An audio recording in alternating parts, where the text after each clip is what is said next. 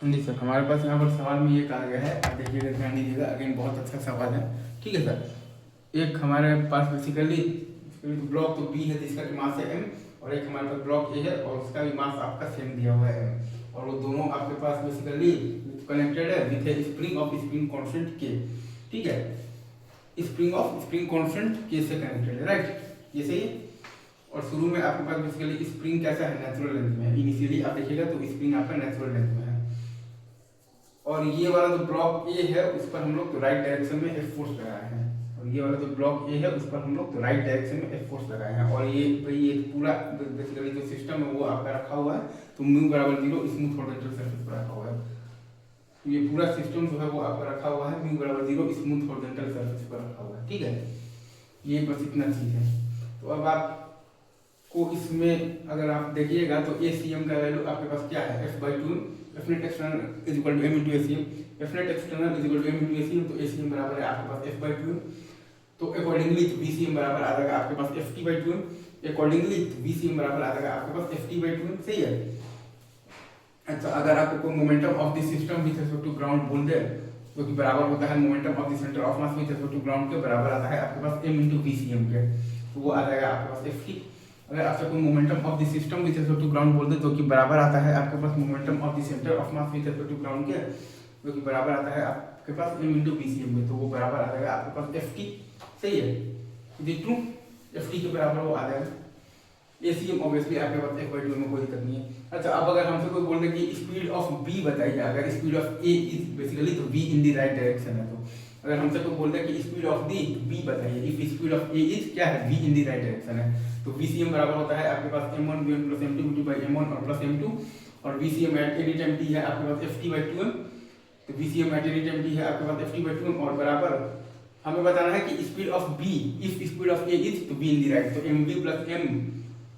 और हम लोगों ने बी का स्पीड मान लिया है बी डैश, हम लोगों ने बी का स्पीड मान लिया है तो बी डैश, तो एम बी डैश और बाई आ गया है 2m, तो एफ टी बाई 2m और बराबर M B plus M B dash और बाई आ गया है मतलब हमारे पास 2m, तो बी डैश का वैल्यू आ गया है एफ टी बाई एम और माइनस आ गया है v, तो v डैश का वैल्यू आ गया है एफ टी बाई एम और माइनस आ गया है v। इजी। अच्छा, अब अगर हमसे कोई ये बोलता है कि find the displacement of each block when the elongation in मतलब कि स्प्रिंग इज एप्सिलॉन, हमसे अगर कोई ये बोलता है कि find the displacement of each block when the elongation in spring is epsilon, अगर हमसे कोई ये बोलता है कि find the displacement of each block when the elongation in spring is epsilon, सही है। हमसे कोई बोलता है कि find the displacement of each block when the elongation in spring is epsilon, तो एक तो रिलेशन है मतलब है हमारे पास x minus X P is equal to X not, एक तो रिलेशन हमारे पास आ जाएगा x minus X P is equal to X not, सही है। अच्छा, हम लोग ये जानते हैं कि डेल्टा एक्स हमारे पास आ जाएगा half into A C M into T square से, तो half into A C M है हमारे पास F by two M into आ जाएगा T square equal to F T square by 4m। हम लोग ये चीज जानते हैं कि डेल्टा एक्स हमारे पास आ जाएगा half into A C M into T square, मतलब कि half into A C M है हमारे पास F by two M into आ जाएगा T square equal to F T square by 4m,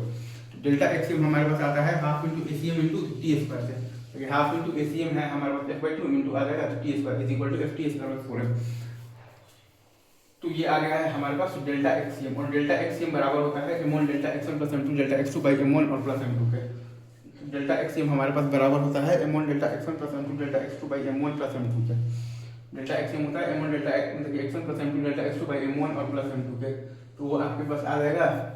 delta XM आपके पास है F T square by 4m बराबर M X plus M X P और by आ जाएगा 2m। डेल्टा एक्सएम है F T square by 4m बराबर M X plus M X P और by आ जाएगा 2m, तो x प्लस एक्स पी नहीं सकते, तो हमारे पास यहाँ पर basically x plus x P बराबर आ गया है F T square by 2m, हमारे पास यहाँ पर x प्लस एक्स पी आ गया है F T square by 2m, हमारे पास यहाँ पर x प्लस एक्स पी आ गया है F T square by 2m, और x माइनस एक्स पी है x नॉट और x माइनस एक्स पी है x नॉट, तो इन दोनों को मिला देंगे तो x बराबर आ जाएगा F T square by 4m और प्लस x नॉट बाई 2, और x भी बराबर आ जाएगा F T square by 4m minus x not by 2, इन दोनों को मिला देंगे तो हमारे पास x बराबर आ जाएगा F T square by 4m और प्लस x नॉट बाई 2, और हमारे पास x भी बराबर आ जाएगा F T square by 4 minus x not by 2। Easy. चलिए सर आगे बढ़ते हैं।